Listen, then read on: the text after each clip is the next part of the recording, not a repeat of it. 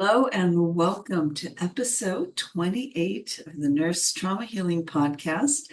I'm Dr. Lorre Laws. I am your host, and I am a nurse scientist, actually, a trauma burnout expert, and author of Nursing Our Healer's Heart, a recovery guide for nurse trauma and burnout. Today, we are going to discuss a recent report from the New England Journal of Medicine and an Optum survey report that queried 150 healthcare C-suite executives across various settings. About half of them were from the provider segment, while 35% were from the payer, insurance, and others. And then 13% were from state or federal agencies. So let's discuss what the C-suite executives are seeing, including the roadblocks ahead. We'll take a peek behind the corporate curtain to see what's really going on. And in full disclosure, I was invited to attend a panel of experts session regarding these important topics, and that panel meeting is just a few weeks away. So I will be sure to report the findings from that session in an upcoming broadcast. But for now, let's take a sneak peek and a deep dive into the healthcare workforce crisis, including the challenges and maybe some solutions that are before us.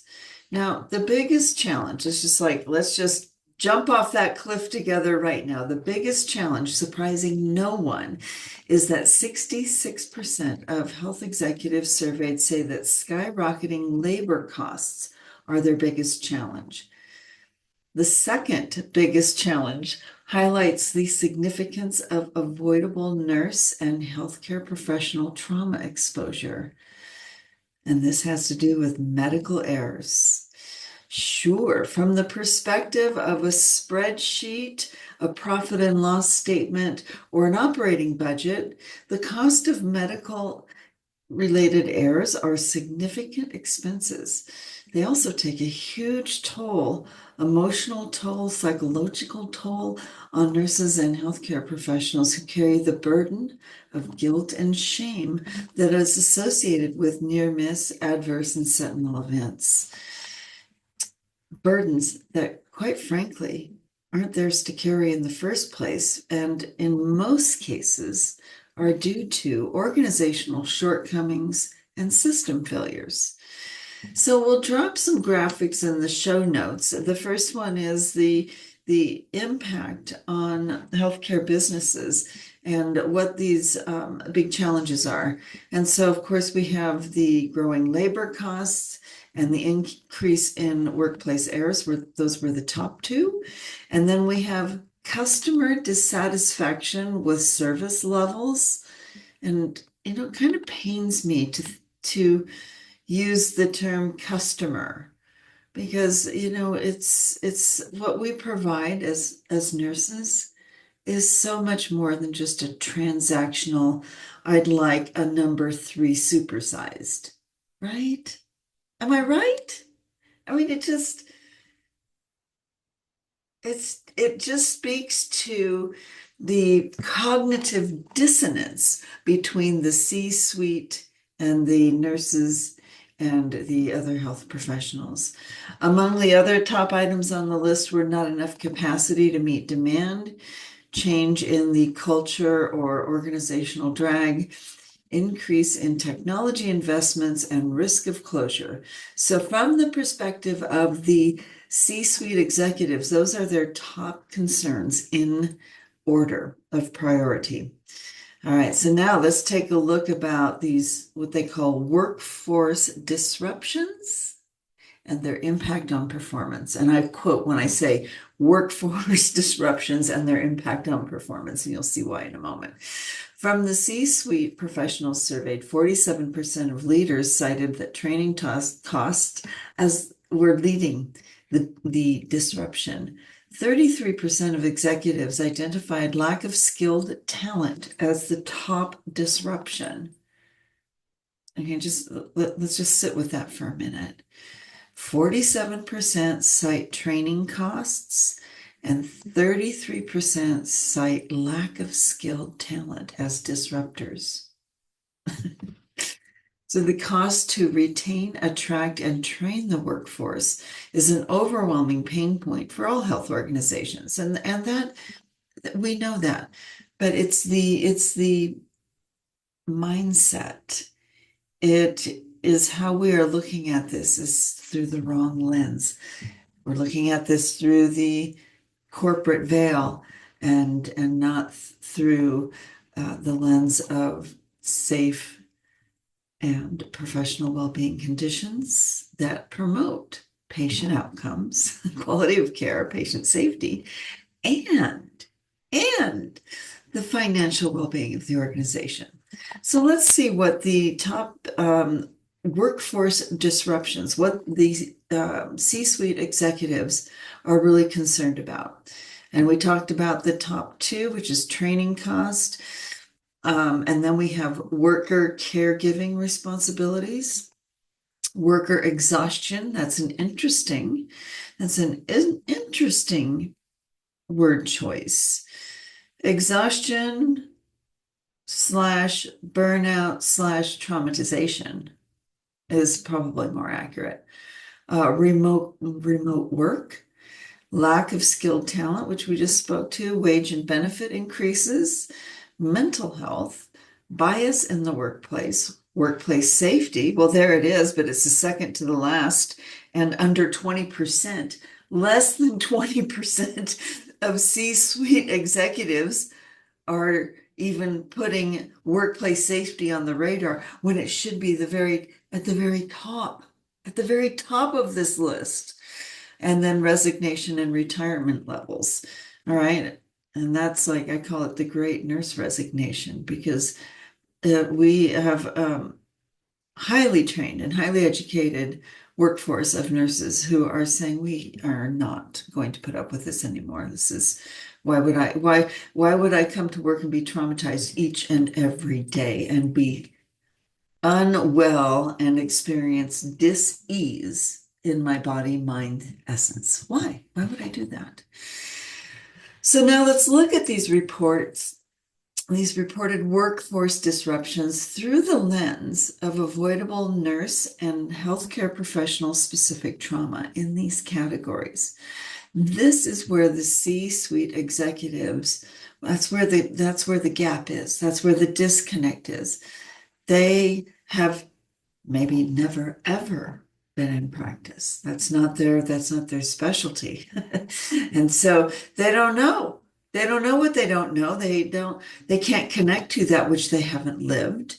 And so they aren't seeing this through a trauma-informed lens, despite the fact that the AACN says that we should assume that every human on this planet, including healthcare professionals, have experienced trauma. So I find it just like, I'll just keep jumping to the highest mountain and shouting from the tallest cliff. It's fine. I'm just going to do my part. I'm showing up for it. All right. So looking through the lens, we have evidence of avoidable trauma exposure in these categories: workplace safety, bias in the workplace, mental health, and worker exhaustion. So is anyone making the same connections that I am? Is that if the C-suite executives and their teams, what if they prioritized workplace safety, violence, and bias issues that contribute to those mental health challenges and worker exhaustion, aka burnout and occupational traumatization? Wouldn't that actually decrease their training costs and help with recruiting and retaining skilled professionals, and also while paying them a competitive wage or salary? I mean, if we took a safety first, professional well-being first approach to the healthcare staffing crisis, the other things kind of resolve themselves. All right. I mean, not completely. I mean, trauma-informed employment isn't the only solution, but from the perspective of each and every employee's midbrain, autonomic nervous system, and vagus nerve, it's the single most important thing. And since those drive most of our physiological processes, wouldn't we want to start there? Question mark, exclamation point. So be assured that I will be speaking to that perspective with clarity and urgency when I attend the New England Journal of Medicine panel soon. So it's clear. What's clear is that the old ways aren't cutting it anymore. 55% of executives report that even when leadership is clear on the problem, it is difficult to arrive at a solution due to money, leadership, and varied approaches to decision making, all of which speak to the fragmented healthcare system here in the United States. That's why it's easier to address the small incremental problems, like putting the little band-aids on and celebrating those baby wins, rather than tackling these seemingly insurmountable issues that desperately need addressing. Strategies that these leaders are exploring include staff scheduling flexibility, and many organizations are now allowing their employees to self-schedule their shifts, which kind of addresses the, family caregiving needs, right? Whether you're caring for elders, siblings, children, any loved one, it gives that flexibility and it does address that challenge. Well, 72% of leaders are turning to strategic partnerships such as AI, virtual health, and similar technologies that are perceived as needed to fill these gaps. But often, even with those tech strategies, they don't have the in-house expertise that is needed to administer, monitor, and train. So here's the reality check. 61% of executives are prioritizing automation while realizing this technology has to make the work more human, not just efficient. So there's this really nuanced play at the human technology interface. And healthcare isn't really the only sector. Now, this is a global technology shift that all sectors of society are grappling with, to be honest. But but it is a wake-up call. We really need to think how we work, how we train, and how we use technology to empower people and not replace them. We really need new approaches to how we work, and what is at the top of that list is having trauma-informed workplaces, whether it's in healthcare, whether it's in law enforcement, the legal system, the education systems. We have a traumatized society that has not fully integrated the traumas that they have experienced, resulting in current events of recent years. And so it's the single most important social change that we can make. And as we all know, I mean, I was a professor over at the school at the College of Social and Behavioral Sciences for almost a decade. Social change is glacially slow to effect. And that's why we all need to really stand up and be heard about what is happening out there. All right, so we need technology that supports us, not technology that creates endless boxes to tick, fields in which to type, alerts and alarms that continually fatigue us. We need technology that empowers people, not replaces them, and not place additional burden on them. So many healthcare leaders, 65%, in fact, of those surveyed are making calls without a playbook in today's broken healthcare context. 65% of C-suite executives are making decisions without a playbook. What would happen if a nurse took that approach to their practice, or a provider? It's like, wow, which begs the question. If finding and retaining a skilled workforce is so important, why aren't healthcare leaders examining how their systems and their policies are inflicting avoidable occupational related trauma exposure on their employees? Leaders state that they not only need employees who are skilled, but who are heart-centered, passionate, compassionate, and can thrive in their roles. They keep looking at the characteristics of the employees through the outdated lens of burnout instead of creating safe practice conditions where employees are regulated in their nervous systems. Then and only then, from the employee's window of tolerance in ventral vagal tone, is thriving, passionate employment possible. So here's a quick refresher for those of you who are new to this podcast of Dr. Stephen Porges's polyvagal theory, which highlights the physiological importance of creating a safe and adequately staffed and resourced setting in which healthcare professionals do their work. It is possible, but leaders need to are taking a non-trauma informed approach to addressing these challenges. So it reminds me of that famous quip, if you continue to think like you've always thought, you'll continue to get what you've always got. So I got my start in healthcare 5 decades ago, and it's been the same regurgitated burnout narrative for literally a half of a century.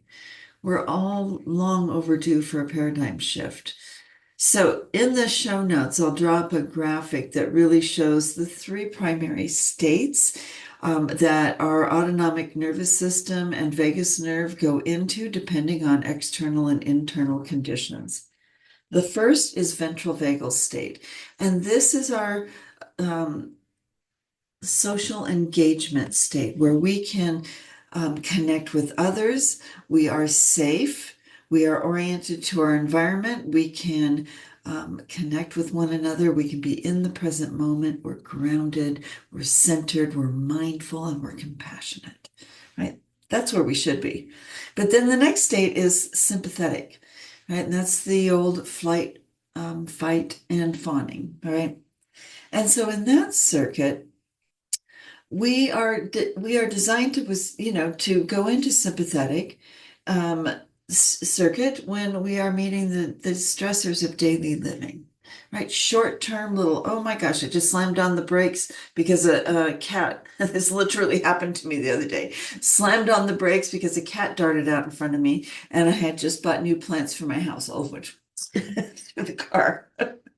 Right. So my sympathetic came on, and I went into a kind of a high alert state to manage the stressor. And then I returned to my ventral vagal tone, which is how our body systems are designed to work.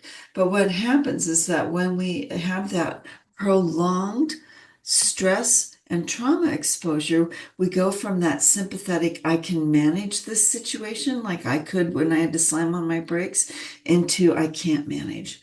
I'm overwhelmed and I'm starting to get frustrated, irritated, angry. I'm raging. I have worry, fear, doubt, anxiety, maybe even moving towards panic attacks. Right? And so that's what I call that sympathetic overdrive, which we're not intended to stay in sympathetic, but for short-term bursts. Think of running from the saber-toothed tiger.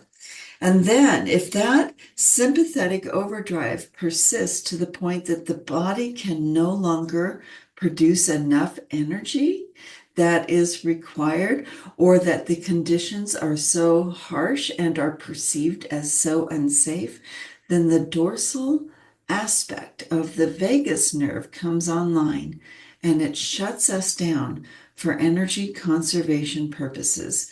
And this can feel like being helpless, a sense of helplessness. We're lethargic, we're sluggish, we feel depressed, sort of numb, sort of disconnected or dissociated. And sometimes we can even feel trapped, hopeless shutdown, or shame, right? Those are all kind of those things that we feel deep in the gut. And that's where this part of the vagus nerve, when it comes online. And so this is where the vast majority of health professionals are practicing in sympathetic overdrive or dorsal vagal freeze shutdown. And this is why the C-suite executives should be prioritizing safety above everything else, because when our midbrains perceive that we are safe, then we can be in ventral vagal tone. If the midbrain perceives that we are not safe, we're left to sympathetic overdrive and dorsal vagal shutdown. So let's take a look now. We've had that quick little refresher on what's on the C-suite executives' agenda to addressing the staffing crisis in healthcare. So, cue all of us taking a big yawn here, because it's the same old narrative. Well, we need to expand the workforce, they say. Well, we've been there, done that. We have highly educated and trained people that are just simply refusing, rightfully so, to work in unsafe, under-resourced conditions that are fraught with dangerous patient care, patient-provider ratios, that are embedded in a culture of blaming the victim or blaming the employee when the system or the organization takes no accountability. Oh, we should partner with universities, give student loan assistance. I'm sorry, we've been there and done that for ever. We are doing that now, and we're still losing 1 in 4 of our new graduate nurses to attrition during their first year of practice. That's that old churn and burn or hire to fire employment model. It's like, well, we'll just have a revolving door of new grads, and it doesn't matter how many nurses we lose because we'll just get more. But now that's not working anymore, because people aren't willing to be unwell and diseased as a result of being traumatized in the workplace. All right. So, for example, that's one of the reasons that I wrote this book is because I am a nurse educator at a major university in the United States. And it's like pushing our new grads that we've nurtured for 4 semesters, and kind of pushing them off the cliff, even though we have prepared them to the best of our ability, and they enter into practice, and the sheer amount of trauma exposure overwhelms them, to the degree that they are traumatized and burn out most within 3 to 6 months, including my own daughter, who had access to me and all of this information and all of these resources, and still. So that's why I, through my book and my nonprofit, am offering 12-week programs to help hospitals and other healthcare employers to take a trauma-informed approach to nurse residency programs, new grad transition programs, and in-service trainings. Universities such as the one that I am employed at, we do an amazing job educating and training the next generation of health professionals, but the system is traumatizing them, often avoidably so, because we don't have trauma-informed policies, practices, and workplace cultures for them. And so they are burning out, and by burning out, I mean they are traumatized out, avoidably and occupationally traumatized. Now, other C-suite great ideas are like, well, let's rethink the job requirements for some roles. Okay, so again, just getting more warm bodies in a chair or on a unit doesn't get at root cause. Healthcare organizations can and must examine and address the avoidable trauma exposures and provide resources and supports, such as those that I am offering through my research book and nonprofit programs. So we need to change how they attract and retain employees. This is on the C-suite executives list of challenges to address.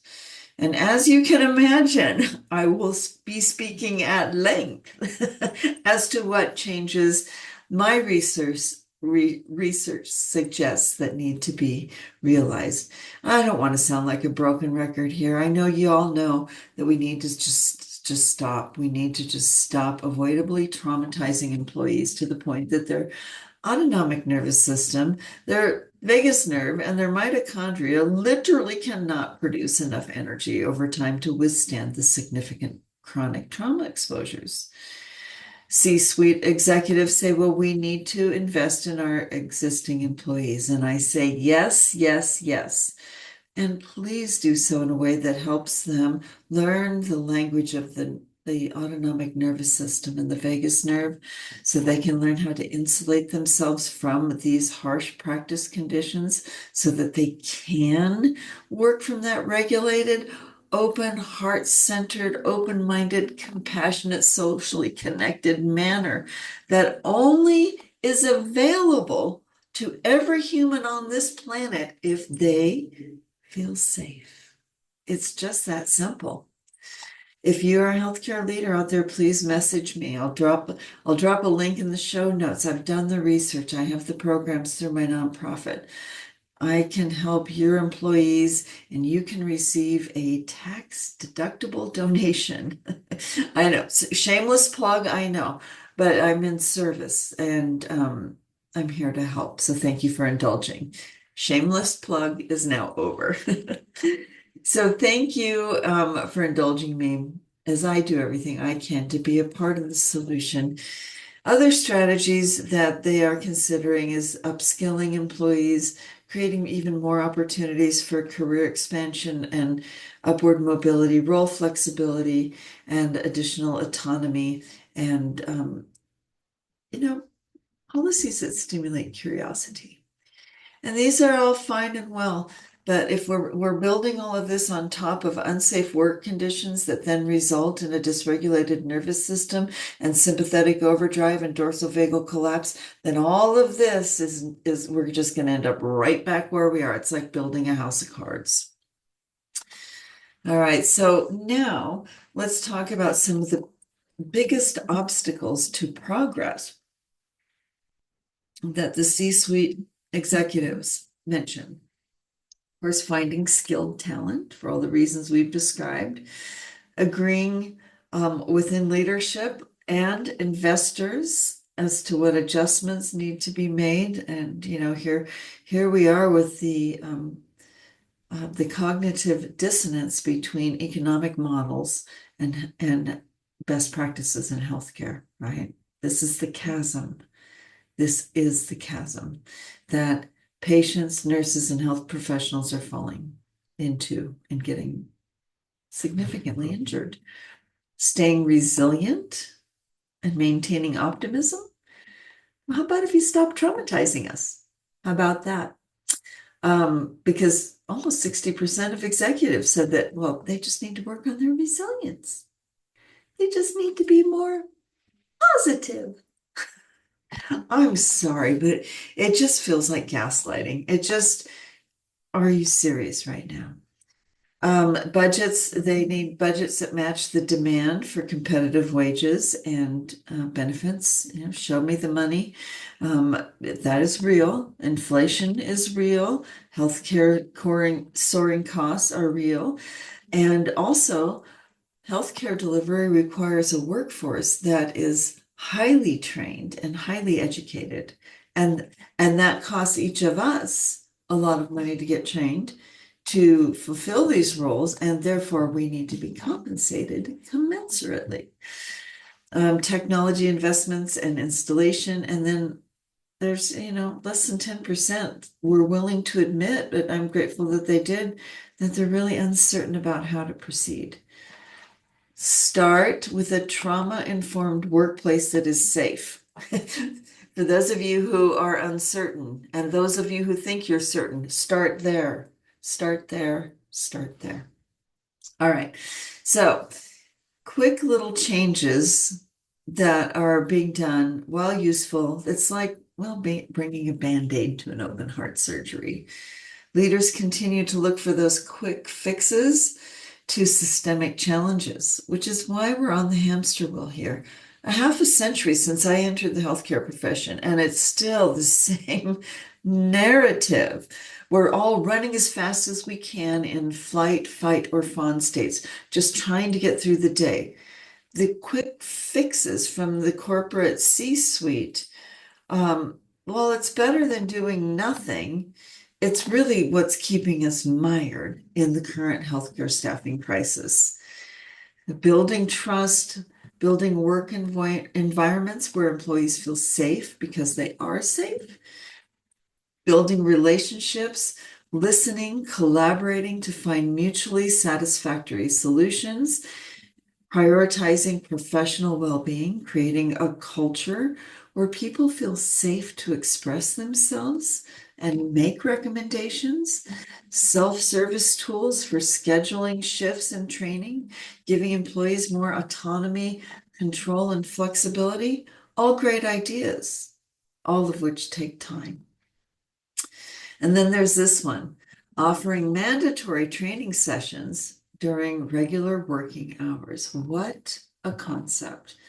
If we have a burned out and traumatized and exhausted workforce who are leaving their roles in droves, why are we further burdening them with endless calls, texts, emails, and training that needs to be completed outside of regular working hours and often uncompensated?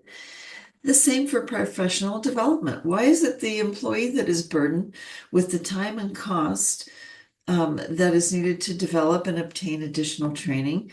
And we often have to do so by using our PTO, our earned paid time off, instead of being compensated by the employer who is requiring that training. It's like, how much can you heap on our backs, really? I mean, if you just sit with this for a minute, the system takes very little responsibility for the factors that they create, system-induced trauma. This is all system-induced trauma that are creating the problems that they're trying to solve. It's like a Mobius loop. So until part 2, that's the first half of this survey. It's so important that I'm going to cover it in 2 episodes. So until next time, part 2 of this series, this little podcast mini series, know that your point of empowerment is always, always in the present moment. So grab your chair, bring your table if you need to, and take your place at the policy and decision-making table. No one is going to save us. We're going to save ourselves. One nurse, one trauma avoidance, and one trauma healing at a time. One advocacy and change effort at a time. As we heal together as individual nurses and then teams and then nursing communities, we can then work from our healing scars instead of our gaping wounds to usher in Nursing 2.0, the Nurse Safety and Professional Wellbeing Edition. So if you're curious to learn about some of the solutions that I am bringing and my team are bringing to the table, informed by 5 years of research, please pre-order my book, Nursing Our Healer's Heart, a recovery guide for nurse trauma and burnout. The last chapter is devoted to everything that we have talked about today. During the pre-order promotion, you can email us proof of pre-order at team@drlorrelaws.com, and we will enter you into a raffle for a free and transferable scholarship to our Trauma Healing Academy for nurses, health professionals, or anyone else. If you're a healthcare leader and would like to see how our new graduate nurse residency or in-service programs can help you to attract, train, and retain your employees that are professionally well and thriving in their roles while contributing to the financial wellness of your organization, please schedule a call with me. I'll drop that link in the show notes. All donations go to the Halen Academy, which is a 501c3 nonprofit, which means they are tax deductible to anyone who enrolls or makes a donation. So nurses helping nurses and other health professionals. That's what true heart-centered collaboration looks like. Until next time, thank you for all that you are and all that you do. I see you, I feel you, I hear you, and I'm here for you. From my healer's heart to yours, namaste.